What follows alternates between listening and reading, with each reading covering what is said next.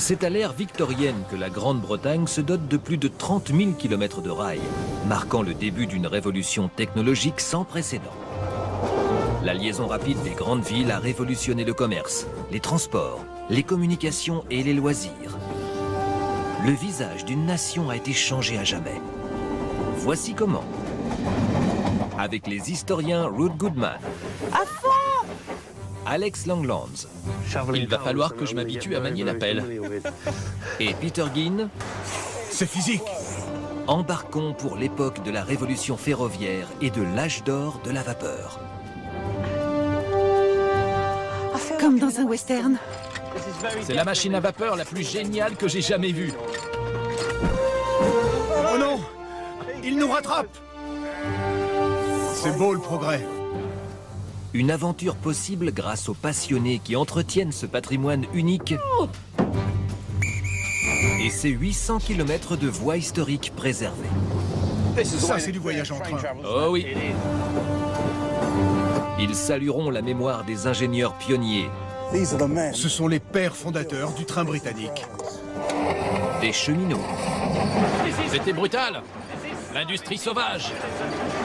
et de ces Britanniques dont la vie a été transformée. La révolution Internet, ce n'est rien comparé à l'impact du chemin de fer. Voici comment le chemin de fer a façonné la Grande-Bretagne moderne.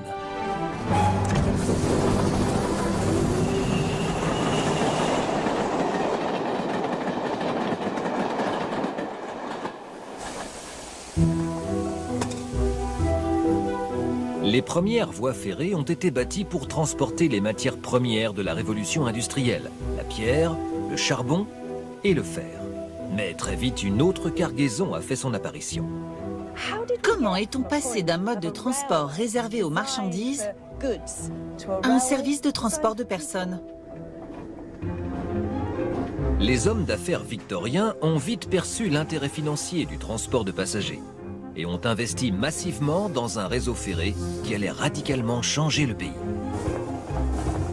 Qui a construit ce formidable réseau?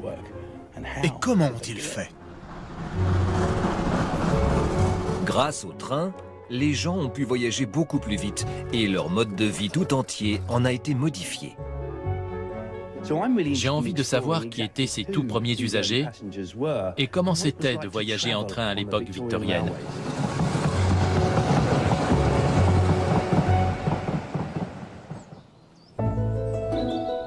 En 1820, on voyage de deux manières, à pied ou à cheval.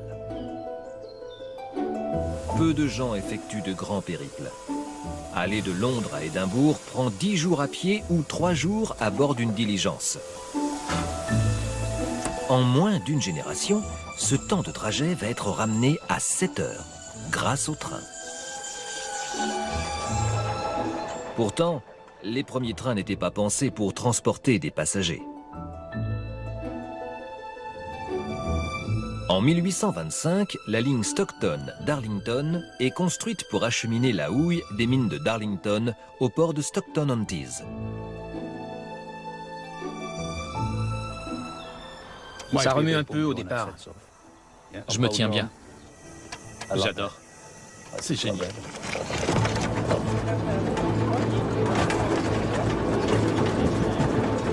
À Beamish, dans le comté de Durham, on a construit une réplique du premier train qui parcourait la ligne Darlington-Stockton, tracté par un éléphant à vapeur. C'est sensationnel.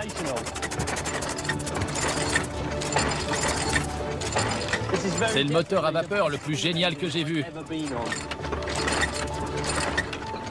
L'original date de 1815. L'ère géorgienne donc. Oui. Mais pas victorienne, mais géorgienne.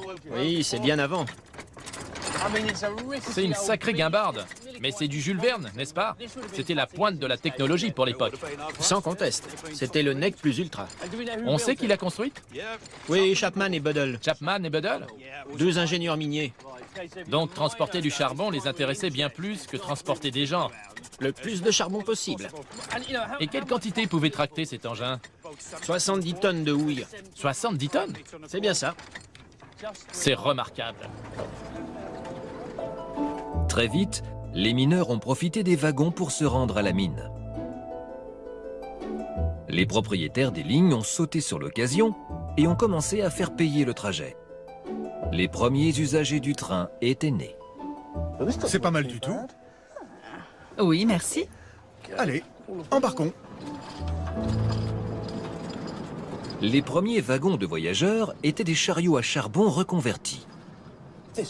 Ce devait être assez prodigieux de prendre le train pour la toute première fois. J'aime comme ça secoue. J'imagine que la nouveauté a dû vite s'estomper. Oui, la peinture est jolie, ça fait propre. Mais ça reste des bancs en bois installés dans un chariot. Pas mal de témoignages racontent qu'ils se remplissaient facilement d'eau. Alors pendant le trajet, on se faisait tremper les chaussures et les pieds. J'imagine l'inondation, oui. D'où la hauteur des montants, malgré l'exiguïté. C'était la seule protection contre le vent et la pluie, Oui. finalement, ces dossiers hauts. Les trajets étaient inconfortables, lents et ne couvraient que de courtes distances entre les mines, les villes et les ports.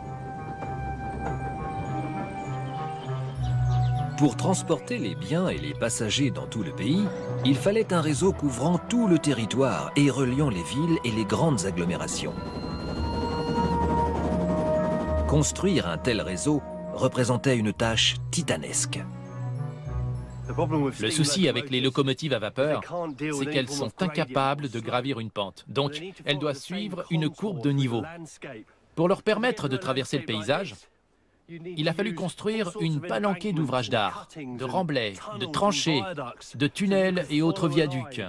Le train roulait sur du plat et contournait les reliefs pour relier le plus efficacement possible un point A à un point B. Ces chantiers titanesques ont été une prouesse d'ingénierie sans pareille dans l'histoire britannique.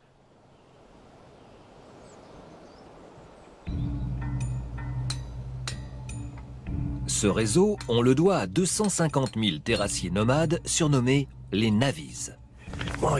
Non mais, t'imagines vivre et travailler dehors par ce temps? Les garçons retrouvent Colin Richards, expert en artisanat rural. Enchanté. De même. Colin a reconstitué un campement des années 1840. Le terme navvy vient de l'abréviation de navigateur, qui désignait les ouvriers terrassiers qui avaient creusé le réseau de canaux britanniques. C'était un gros travail de terrassement à la pelle et à la pioche, une méthode facilement adaptable au chemin de fer. Ils étaient bien obligés de vivre près du chantier. Ils devaient pouvoir suivre l'avancement des travaux au gré du paysage que les rails traversaient. Les premiers campements étaient des bidonvilles délabrés, où vivaient les artisans, leurs familles et leur bétail. Certains de ces villages temporaires ont abrité jusqu'à 3500 Navvies. À vue d'œil, Alex, celui-ci devrait vous aller. Oui, en effet, cette forme me dit quelque chose. Oui. Poser des voies ferrées était éreintant et dangereux. Et le seul équipement de sécurité, c'était le chapeau melon. Aujourd'hui, on y voit un couvre-chef de gentleman. Mais au milieu de l'époque victorienne, c'était un vrai chapeau d'ouvrier, n'est-ce pas? Tout à fait. Son port et son usage ont évolué au fil des siècles. Mais au départ, c'était en quelque sorte l'ancêtre du casque de chantier. Sa forme est robuste à l'origine, alors si on le renforçait, il pouvait aisément amortir l'impact d'un objet qui vous tombait sur la tête. Eh bien, tant mieux.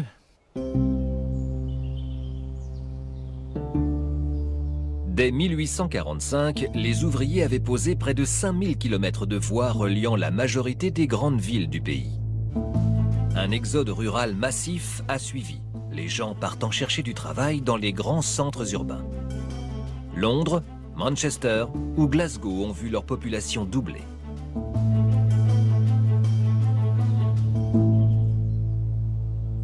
Avant de pouvoir poser des rails, il faut déblayer le passage afin de relier les vallées grâce à des ponts, des remblais et des dizaines de milliers d'arbres. Dès qu'un arbre était en plein milieu du tracé des voies, Oui. il était abattu et converti en traverse. Pour le confort à bord, il était essentiel que les rails puissent plier sans rompre sous le poids du train.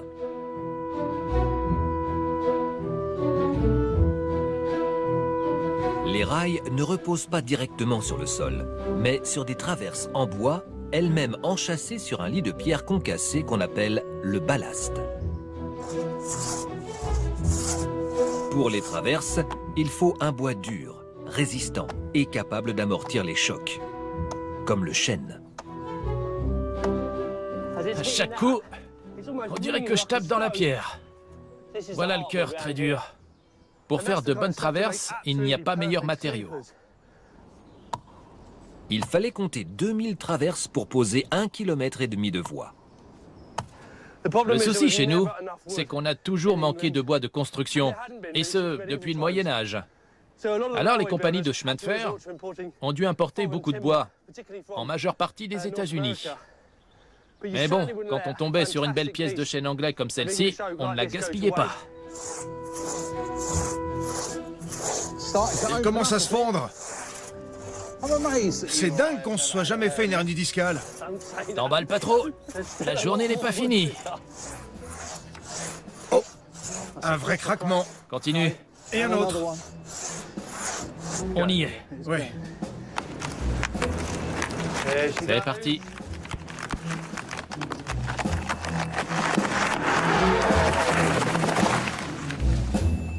Voilà une bonne chose de faite. On a nos futures traverses. Il y en a 2 ou 3, au moins. Oui. Les premières voies ferrées ont été posées au temps des balbutiements de l'industrialisation, à l'aide de méthodes plusieurs fois ancestrales. Voici la vanne. Les moyens mécaniques reposaient souvent sur l'énergie hydraulique. Ça se remplit vite, et c'est une énergie inépuisable. Bien.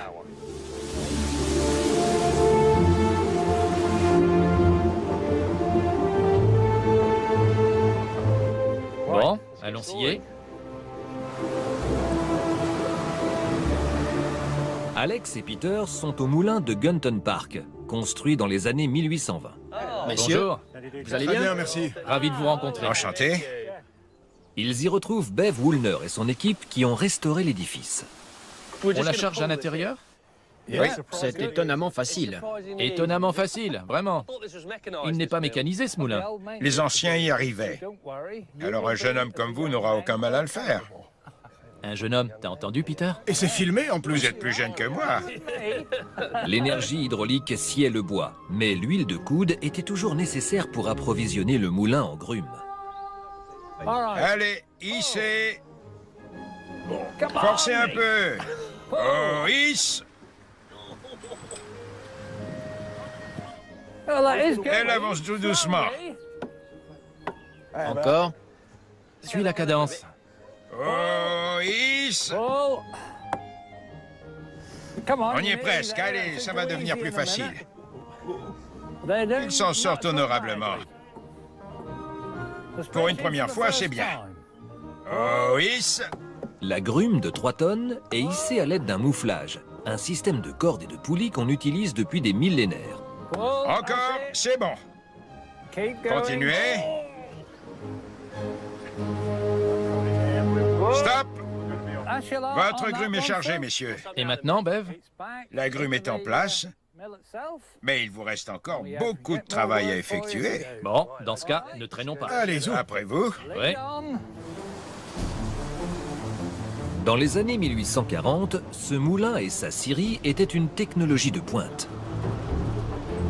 Conçu à l'origine pour débiter des poteaux de clôture et des pièces de charpente, il s'est mis à produire des traverses de chemin de fer à flux tendu lorsque la demande a explosé.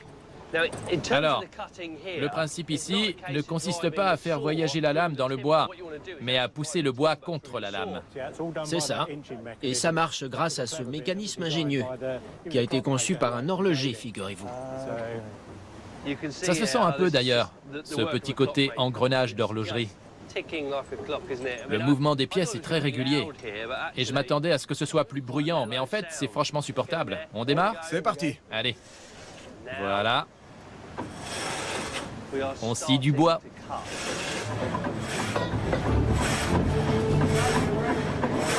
La puissance augmente.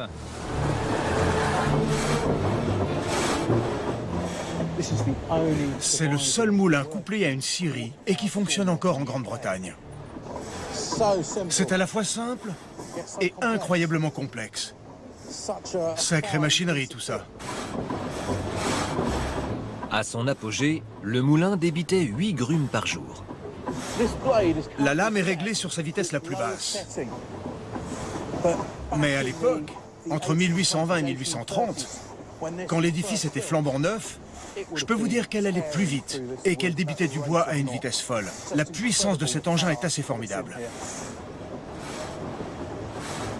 C'est le bout. On a terminé. Une autre traverse. Ce moulin nécessitait d'avoir de l'eau à proximité. Alors, très vite, les bâtisseurs de voies ferrées se sont convertis aux moteurs à vapeur portatifs.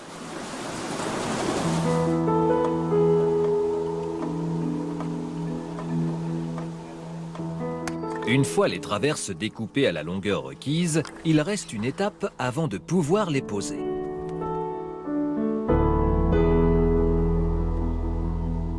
Il faut les enrober d'une couche de bitume. C'est quoi le bitume? C'est un asphalte qu'on trouve à l'état naturel dans le sol. C'est à mi-chemin entre la houille et le pétrole. On a découvert il y a fort longtemps qu'une fois chauffé, il avait des qualités protectrices formidables et que mélangé à des graviers, il permettait de produire du tar macadam. Mais en ce qui nous concerne, on l'utilise pour que les traverses de bois résistent mieux à l'humidité. On peut allonger la durée de vie d'une traverse de 30 ans en l'enrobant de bitume. Ceux qui finançaient la construction de chemins de fer pérennisaient l'investissement en matériaux grâce au bitume. Alors, c'est parti. Regardez ça. Oh. Il faut l'appliquer rapidement et régulièrement avant qu'il refroidisse. Trop. Moins. Ça refroidit super vite. Oui.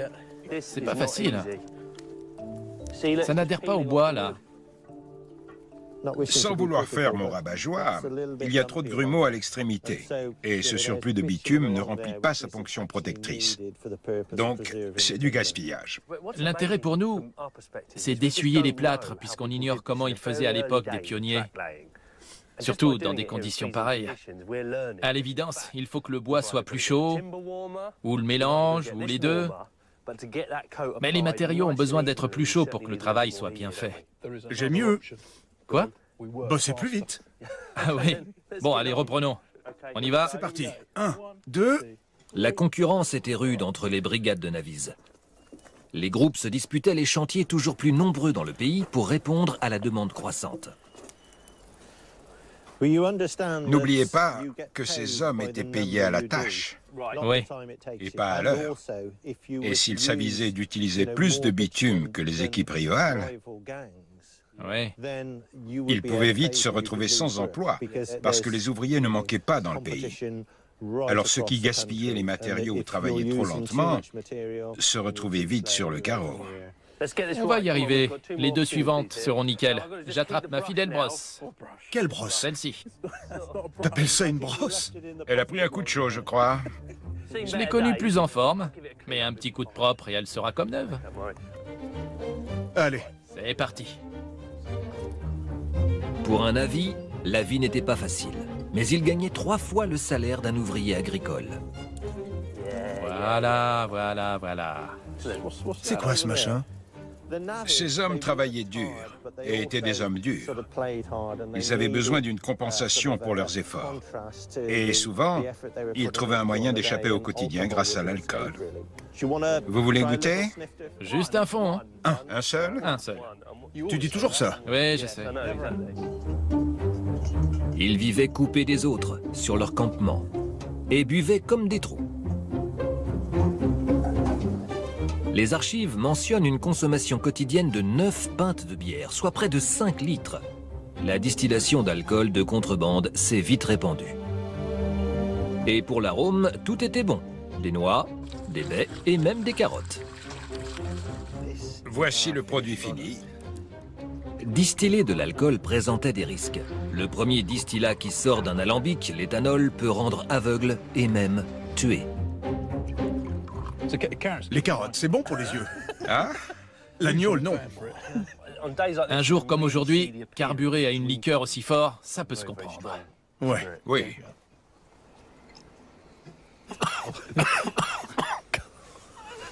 Non, mais c'est bon. Ça décape. En 1844, on comptait 104 compagnies ferroviaires différentes pour transporter des passagers sur un marché très peu régulé.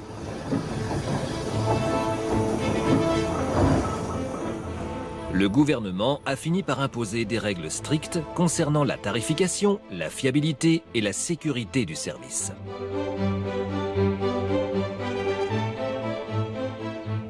Les chariots à charbon convertis ont été remplacés par des voitures entièrement closes.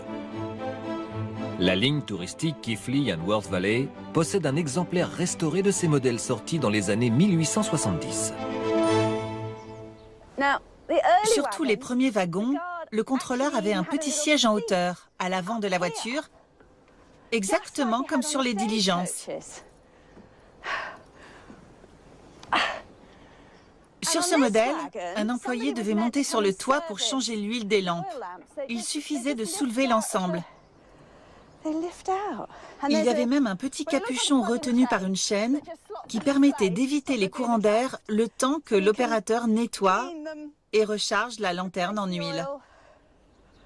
Je me sens comme dans un western là, à arpenter le toit d'un wagon de train pour m'occuper des lanternes. Celle-ci date de 1876. Je vois. Root retrouve Chris Smith, un ingénieur ferroviaire. Ah d'accord. Finalement, ça restait assez rudimentaire. C'est basique, mais il y a des sièges. Oui, et on se sent quand même plus dans un wagon de train, c'est évident. Ces sièges étaient inspirés des bancs d'église. Les gens n'étaient pas dépaysés. Comme vous dites, ils n'étaient pas dépaysés et ça aidait peut-être à s'habituer à une technologie toute neuve. Oui, c'était tellement nouveau. Et il y a de la place? Tout à fait. On met 6 passagers par banc, je pense. Oh oui. Donc 12 passagers. 12 par compartiment. Vers les années 1870, les trains circulent déjà à plus de 100 km à l'heure. Pour la classe ouvrière victorienne, c'est la première fois qu'on peut voyager si loin et si rapidement. Il n'y a aucune passerelle entre les wagons? Non, ils ne communiquaient pas entre eux. Comment passait-on de l'un à l'autre? Impossible. Ah bon? Chacun restait dans sa voiture. Il valait mieux s'arranger pour bien s'entendre avec ses voisins de banquette. Le confort le plus luxueux était évidemment réservé aux classes supérieures. Ça change, hein? Oui. On change radicalement de catégorie, vous avez vu? Ah oui. Et pas question d'y entasser 12 voyageurs. Non, il n'y a que 6 sièges. 6? C'est beaucoup plus spacieux et confortable à l'intérieur. Tiens, c'est vrai qu'on a plus de place, notamment pour les jambes. Tout à fait. Et la moquette. Exact. C'est plus chaleureux. On voyageait avec style. Je suis d'accord. C'est assez élégant. Bien. Ça vous va?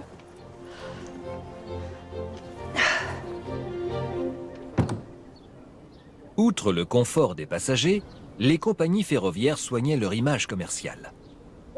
Ce que j'adore sur ces wagons, ce sont les décorations extérieures. Tout est peint à la main et doré à la feuille d'or. Quand on y pense, ces choses-là étaient réservées aux plus riches.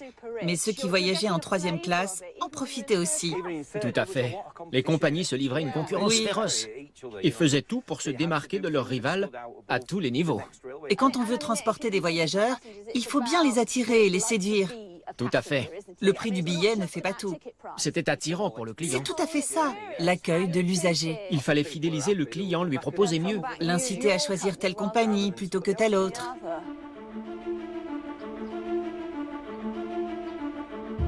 Plusieurs corps de métier intervenaient sur le chantier d'une voie ferrée. Mais comme à l'époque pré-industrielle, le forgeron restait un artisan incontournable. Les innovations techniques exigeaient de pouvoir travailler les métaux constamment.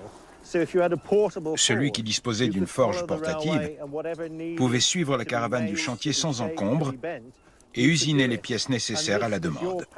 C'était une source de revenus garantie. On refroidit. Vas-y. Dans le trou? L'équipe forge les boulons qui permettent de fixer les rails aux traverses. Il en fallait des millions pour équiper une ligne entière. On doit d'abord aplatir la tête du boulon, puis le torsader. Dit comme ça semble facile, mais c'est loin de l'être. Au début du chemin de fer, on produisait les boulons à l'unité. Ça fait un crochet, c'est bon? Ouais. La nuit commence à tomber sur notre première journée de chantier et on sait qu'il faut environ 750 000 traverses Ouais. pour achever une ligne simple entre Londres et Glasgow. Il faut compter 8 boulons par traverse de bois, Ouais. mais comme c'est une voie double, ça veut dire qu'il nous faut forger autour de 12 millions de boulons comme celui-là. Facile.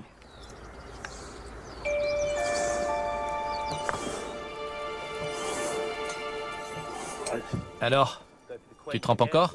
Ouais. Colin donne des bords carrés à la tête de boulon, parce que l'étape suivante va consister à la serrer avec des pinces. Avec une tête carrée, le boulon sera ancré beaucoup plus fermement dans le chêne. C'est pas mal. Dernière étape, tordre l'acier pour lui donner un filetage. Bon, là, on a le bon angle. Ouais. C'est bien serré? Vas-y. Parfait. On voit bien le sillon, hein? Ouais. C'est fou. Regardez ça. Continuez de tourner. Voilà. Allez, continue. Ouais, ouais. C'est formidable. Le filetage est fait. Oui, Ouais. une simple torsion. On a utilisé des techniques ancestrales pour produire un objet Ouais. qui sera un des piliers de la révolution industrielle. Je trouve ça fascinant. Oui.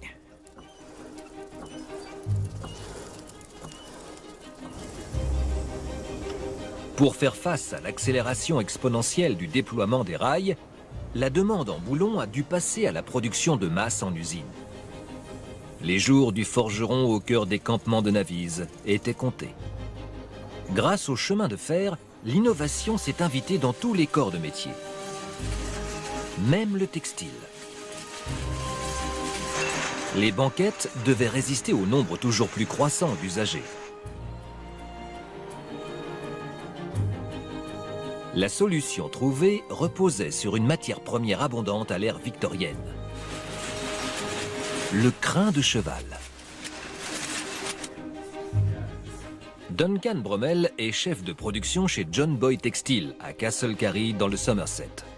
L'entreprise produit du tissu de crin depuis plus de 150 ans. Je peigne d'abord les brins pour les dénouer et éliminer les fibres cassées ou trop fragiles. Comme ça, les brins seront plus faciles à travailler sur le métier à tisser. Oui,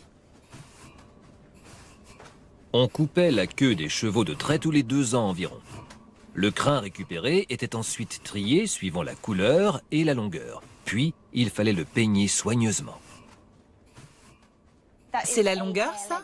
Ce n'est pas plus long? Oui, on est forcément limité en largeur. L'étoffe fera ça de large? Environ 65 cm. Je vois. Et quel est l'avantage du crin de cheval? C'est une fibre très résistante à l'usure et qui fond plutôt qu'elle ne brûle. Mais oui, un peu comme nos cheveux. Ils fondent au contact d'une flamme, ils ne brûlent pas. Non. Et sur une assise de chaise, le crin de cheval se lustre au fur et à mesure qu'on s'assied dessus. Et en plus, ça ne se tache pas, n'est-ce pas? Non. C'est le textile idéal pour garnir des banquettes de train. Oui. Des tas de gens différents s'y essayaient, alors je vois pourquoi le crin de cheval était aussi prisé. Les queues de crin triées et peignées sont teintes. L'opération peut prendre 1 semaine. C'est du crin noir qu'on va teindre encore plus noir. Et vous teignez dans toutes ces couleurs-là? Oui, nous avons toute une gamme de Mon couleurs. Dieu, que c'est beau! On propose des teintes assez vives. Ce bleu est absolument sublime. Et quel éclat! Oui. Le crin est ensuite passé au métier à tisser. Anna Smith est la directrice de la fabrique. J'adore ce motif. Il remonte au début du XXe siècle et cette couleur n'a jamais changé. Quant à la machine, elle date de 1870.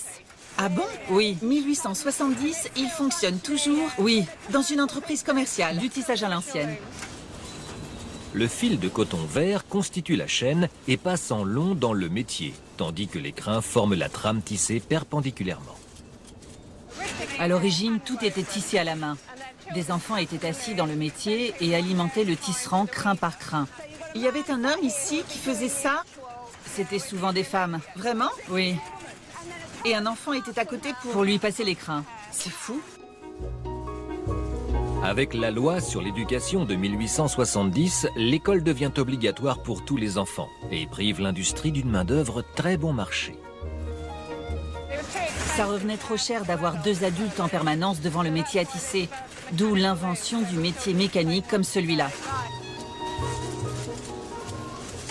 Ce tissu magnifique est obtenu à partir de crins de cheval. C'est un textile de garniture ou de tapisserie. Le créateur de meubles Chippendale recommande de garnir les chaises au cuir ou au tissu de crin pour éviter les taches et les odeurs de nourriture.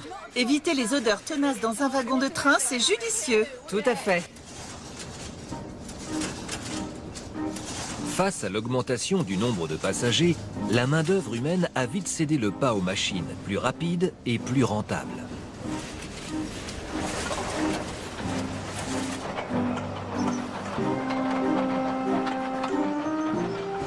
Déployer un réseau aussi vaste exigeait des quantités astronomiques de matières premières. Le ballast est la fondation d'une voie ferrée. Il en a fallu des millions de tonnes. Il était souvent obtenu à partir d'une pierre très dure, comme le basalte.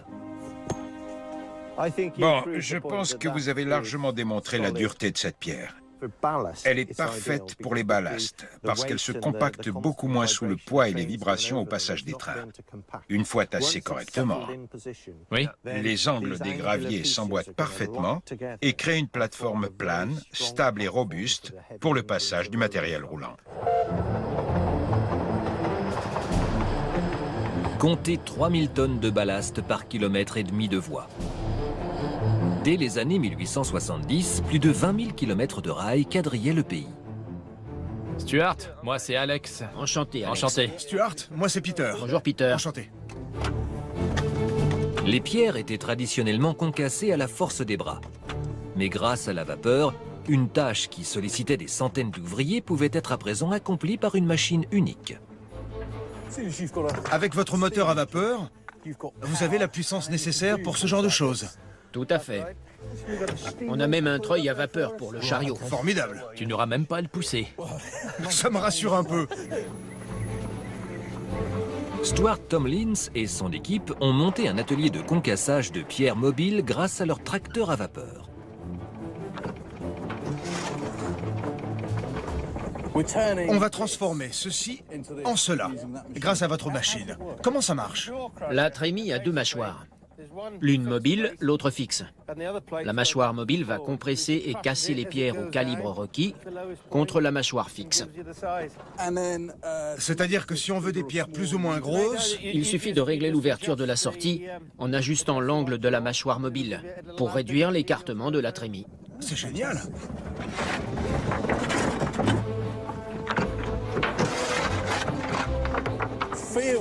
C'est un engin très puissant. Ça se voit et ça s'entend. Plus les compagnies ont grossi, plus leurs infrastructures et leurs moyens ont gonflé. Très vite, les brigades de navis ont été absorbées au sein de structures beaucoup plus importantes.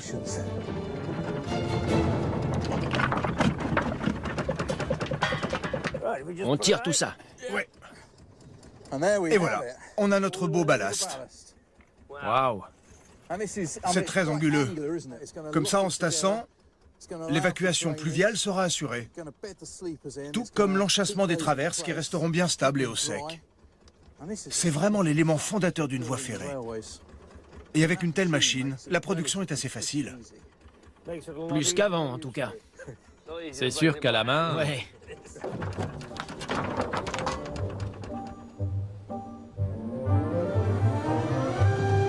En 1825, seule une poignée d'individus a déjà emprunté le train. Dès 1880, ils sont des millions. Et le besoin en nouvelles voies ne fait qu'augmenter. En 1882, la liaison entre Lewis et East Grinstead est achevée et relie la côte sud à la capitale du pays.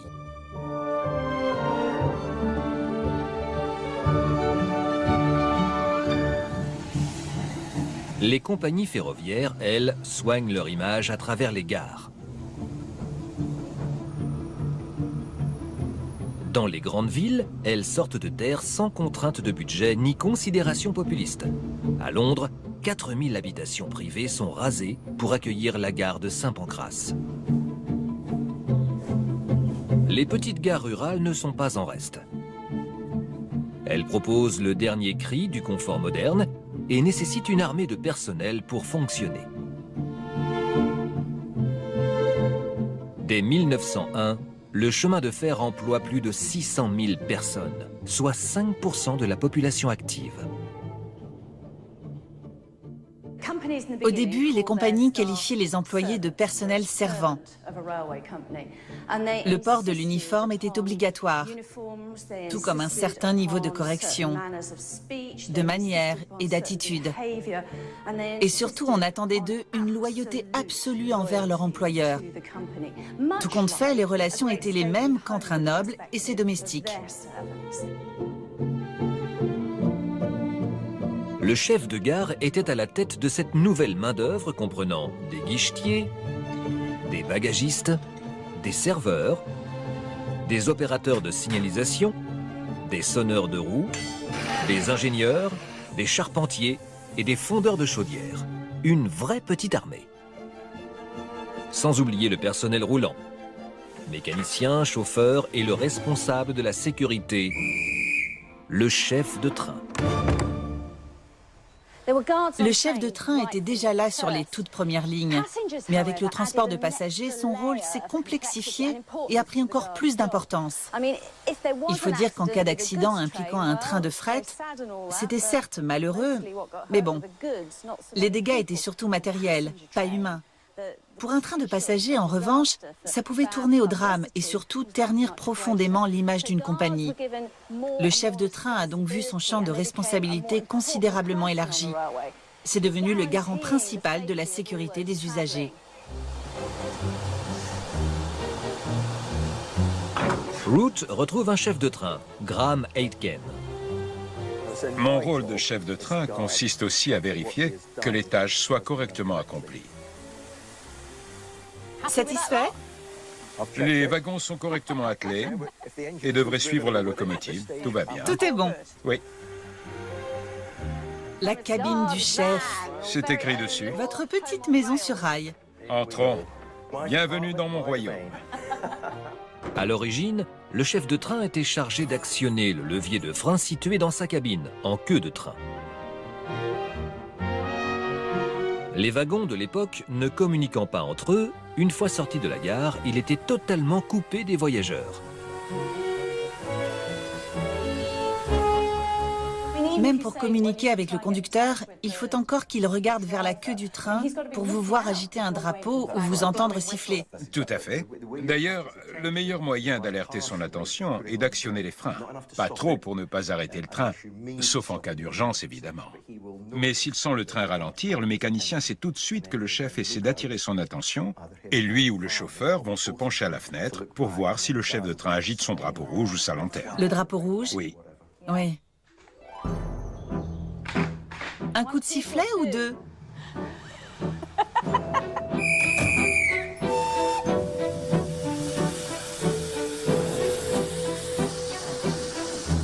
Garant de la sécurité des gens à bord, le chef de train devait guetter le danger, qu'il s'agisse d'un glissement de terrain, d'un incendie ou d'un passager en situation de détresse.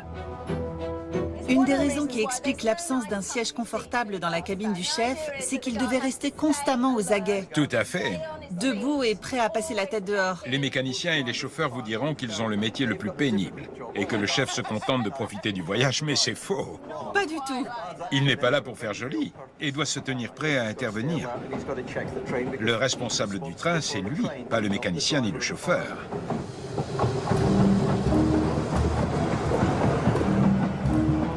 En cas d'arrêt d'urgence du train, loin d'une gare ou d'un poste d'aiguillage, le chef de train avait pour mission de signaler au train suivant la présence d'un obstacle sur la voie. Il fallait un moyen d'attirer l'attention. Les détonateurs, Merci. superbe. Ces détonateurs ont été inventés en 1841 comme outil de signalement de dernier recours afin de permettre à un train de s'arrêter en urgence. On les disposait à intervalles réguliers d'environ 1 km en aval du train immobilisé. À peu près ici, non? Oui, Ce n'est pas au centimètre près, n'est-ce pas? nous sommes à environ 800 mètres du train. Oui. Ça laisse le temps au train suivant de s'arrêter. Le poids du train déclenche la détonation qui doit pouvoir couvrir le bruit du moteur.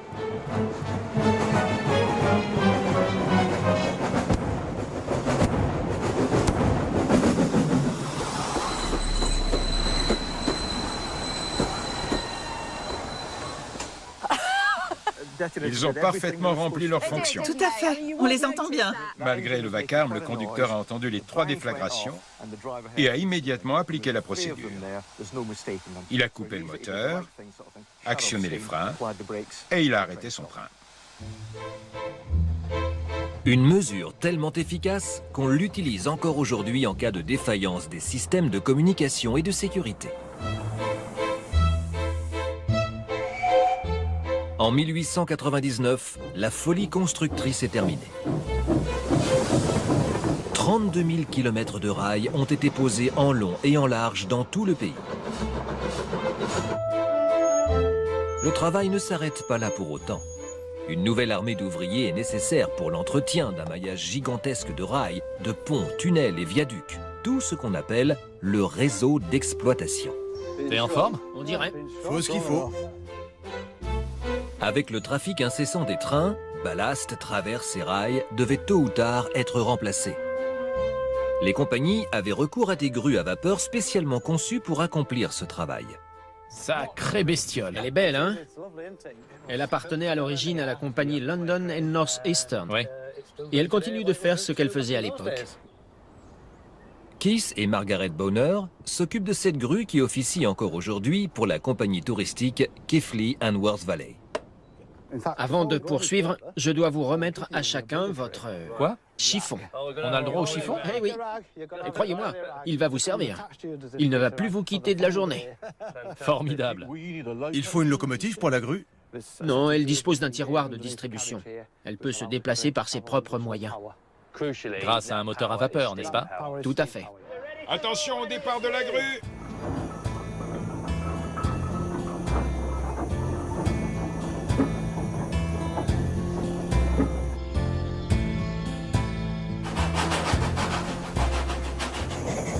On y est.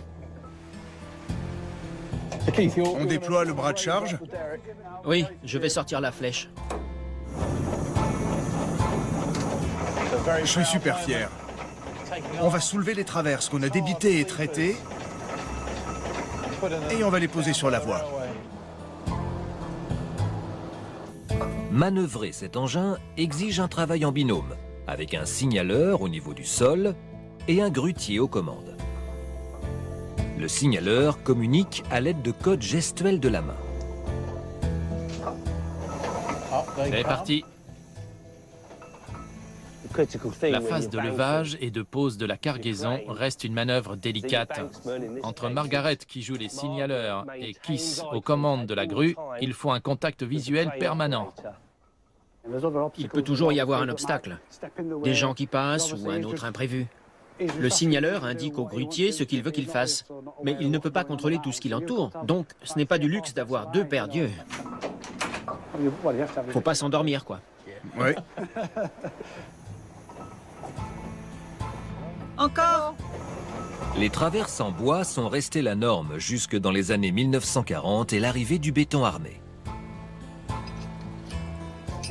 La grue a déposé les traverses au bon endroit. Les équipes de l'époque arpentaient toutes les voies roulantes avec ce type d'engin pour acheminer des traverses, du ballast, des cales, des semelles, des boulons, tout ce qu'il fallait pour remplacer et aligner correctement une section de rail quand c'était nécessaire. Voilà comment on a construit et entretenu le réseau d'exploitation des transports ferroviaires britanniques.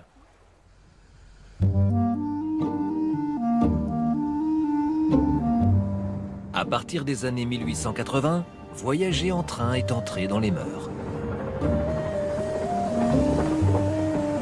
Alex et Peter ont décidé de revivre cette expérience sur la ligne reliant Lewis et East Grinstead. Pour se préparer au mieux, Peter se met à la page de la mode d'autrefois. Cette brillantine, l'huile de Macassar, a été un des premiers produits à bénéficier d'un matraquage publicitaire durant le 19e siècle. C'est un mélange d'huile de coco et de palmiste. Ça rend plus viril, paraît-il, même si j'en ai pas besoin. Et ça favorise la pousse des cheveux. Et ça donne du lustre à la tignasse, non? Cette décoction parvenait même à tacher le tissu de crin. Il fallait donc une solution pour protéger les sièges. Prenons l'exemple d'une ligne régulière où les usagers se rendaient au travail. Tôt ou tard, le haut des dossiers présentait des auréoles grasses, là où les hommes posaient la tête. La solution, tout comme à l'intérieur des foyers, c'était le repose-tête anti-taches. Des petites serviettes de tissu faciles à blanchir. Et il fallait les blanchir, croyez-moi. Je reconnais les chaussures sales de Peter. Suivons-les. Salut. Qu'as-tu dans les cheveux? Rien du tout, pourquoi? Tu plaisantes? J'ai pas eu le temps de me coiffer. Certes. Prenez vos billets. Bonjour, monsieur. Les tout premiers passagers de train avaient des billets individualisés où figuraient leur nom et leur adresse, notamment le tout écrit à la main. Vous imaginez le temps que ça prenait d'écrire tout ça sur chaque billet de train? Avec l'augmentation de la fréquentation, ce procédé fastidieux s'est vite avéré peu efficace et aisément falsifiable.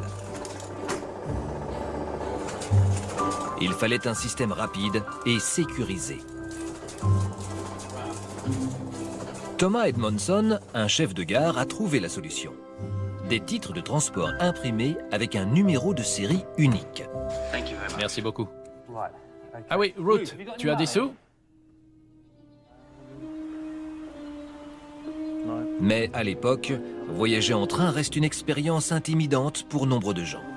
Est-ce qu'on sera seul?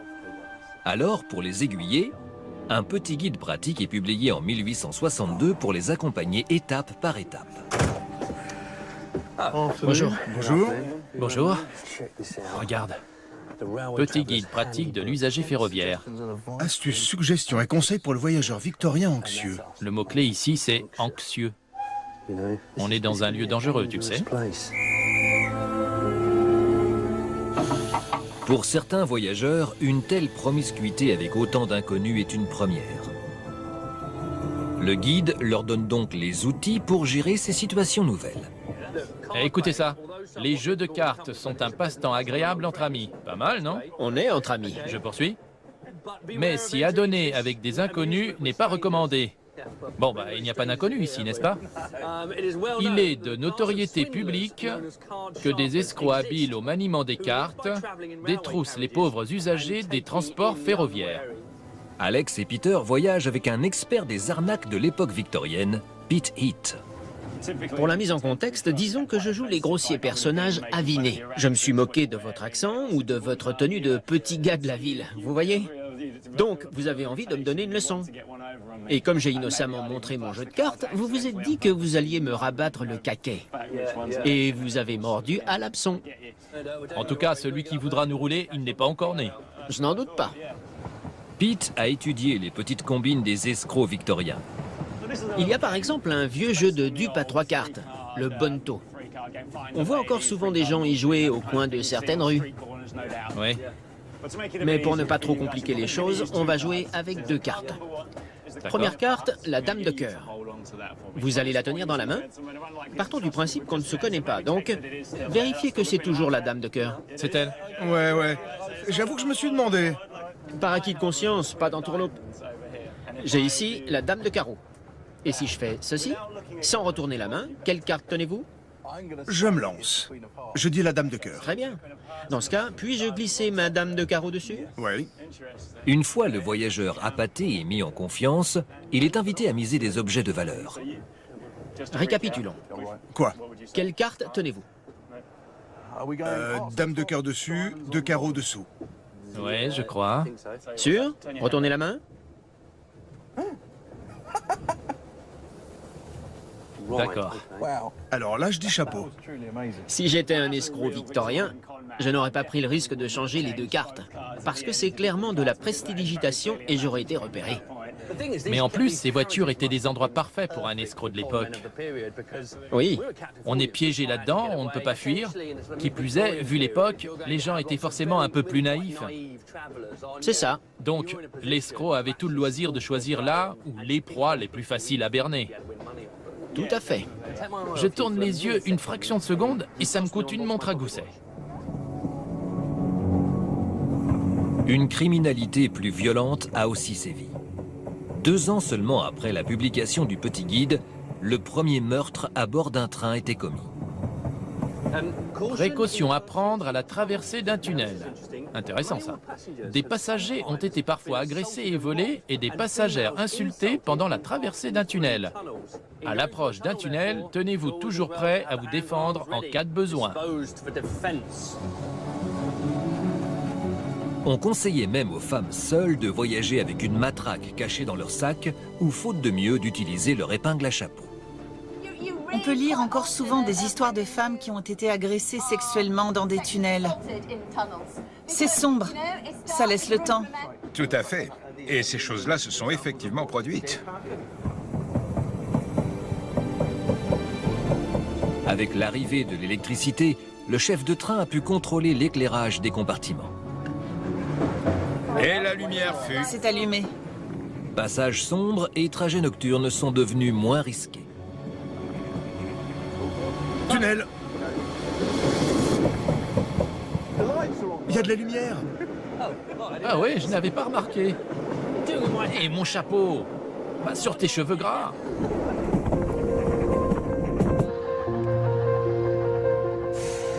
Les trains victoriens n'ayant ni wagon-restaurant ni toilettes, l'importance des arrêts réguliers en gare était vitale. On a 12 minutes. Vite, les toilettes. Seulement 12? Mais les arrêts étaient brefs, compris entre 10 et 15 minutes, et laissaient tout juste le temps d'utiliser les services proposés en gare. Bonjour. Servez-vous des plats chauds? De la soupe? Que ça? J'en prends pour Alex. Oui, une soupe, s'il vous plaît. Là encore, le guide prodigue des conseils avisés aux voyageurs novices. En gros, le guide dit d'oublier les bonnes manières ou les formules de politesse. Si vous voulez un bol de soupe, ne demandez pas un bol de soupe, mais dites juste soupe. Et ça vaut pour toutes sortes de demandes. Je me suis plantée en beauté, dis-le. Soupe. Gâteau. Pas de bonjour, vous allez bien? Juste soupe, gâteau, gâteau, vite. Ouais. Les gares, comme les compagnies privées, rivalisaient d'offres alléchantes à déguster. Certaines avaient des licences de débit de boissons et de tabac et faisaient concurrence aux pubs et aux hôtels de la région. Bien, t'as pris du gâteau, Peter. Ouais. Sympa. Pas de cuillère à soupe? Non, désolé. Super. Pourquoi faire? Bon, tant pis. De toute façon, on n'avait pas le choix sans wagon-restaurant. On retrouve cette idée de l'usager captif dont on abuse, avec de la nourriture abjecte, par exemple. Eh bien, Le cauchemar. Et ce gâteau, Pete? Un peu sec. Avant l'avènement du train, les voyageurs en diligence avaient la possibilité de se reposer dans des auberges où ils pouvaient même faire étape pour la nuit, s'ils le souhaitaient. pour ceux qui étaient habitués à manger dehors, bon, ils n'étaient pas nombreux, certes, mais les riches fréquentaient les restaurants et avaient l'habitude d'un certain niveau de service, minuté Oui, en et effet. respectueux. Et tout à coup, il faisait face à tout ça. Commander à manger en disputant une mêlée de rugby. Bien trouvé. Service minimum, zéro politesse, vite fait, mal fait. Oui, d'ailleurs, le guide prenait le soin d'expliquer aux gens comment procéder. Oui. C'était la course. Entrez, commandez. Les passagers du 10h36. C'est déjà l'heure. Mince, Je finirai à bord. Allez, dépêche-toi. j'aurais bien fini ma soupe. Si le petit guide a pu s'avérer utile pour aiguiller les voyageurs déboussolés durant leur voyage, il ne cachait pas non plus le fait que l'expérience pouvait ne pas convenir à tout le monde. Écoutez ce que disait le guide. Un voyageur à bord d'un train est comparable à un prisonnier de pénitencier. S'il est autorisé à se détendre et à se divertir pour passer le temps, il ne reste pas moins privé d'un élément fondamental au bien-être d'un être humain, sa liberté individuelle. Nous sommes prisonniers d'une grande boîte à chaussures. C'est pas faux.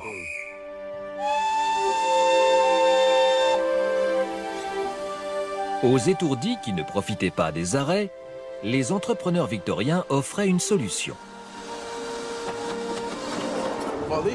J'ai en main le catalogue de la maison à Rhodes. Et regardez ça, des poches urinaires portatives.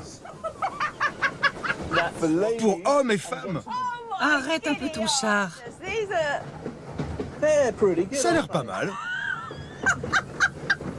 Non, non, une dame a d'autres moyens de gérer ces situations, regardez. Les femmes voyageaient parfois avec un petit panier d'osier contenant leur peau de chambre. Il est même assez grand pour tout faire, non? Je rêve. Il faudra attendre les années 1920 pour que les compartiments communiquent entre eux et que les wagons-restaurants ainsi que les toilettes embarquées fassent leur apparition. Les arrêts en gare s'en sont vus réduits et avec eux, les temps de trajet. Si on observe bien ce wagon, il présente toutes les caractéristiques d'un mode de transport moderne, non? Il a un petit côté rétro, mais en effet, c'est un wagon de train comme les autres. C'est confortable. Comparé au premier chariot aménagé que vous avez essayé à Bimiche, Ceux qui étaient grands ouverts. Heureusement qu'il a fait beau. Avec de la pluie et du vent, même à 30 km à l'heure de moyenne. On aurait été trempés.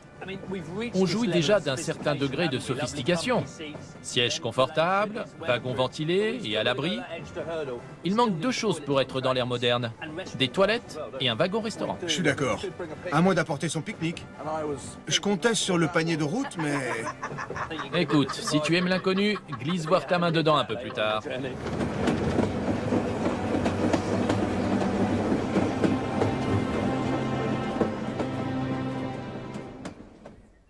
Dans le prochain épisode, nous verrons comment le chemin de fer a changé la façon de manger des Britanniques, Incroyable. Des moutons à bord d'un train à vapeur. On n'avait pas vu ça depuis au moins 30 ans. tout comme leur goût alimentaire, Qui l'eût cru? Des trains chargés de rhubarbe. pour les convertir à la restauration rapide. Encore un fish and chips et je fais une attaque.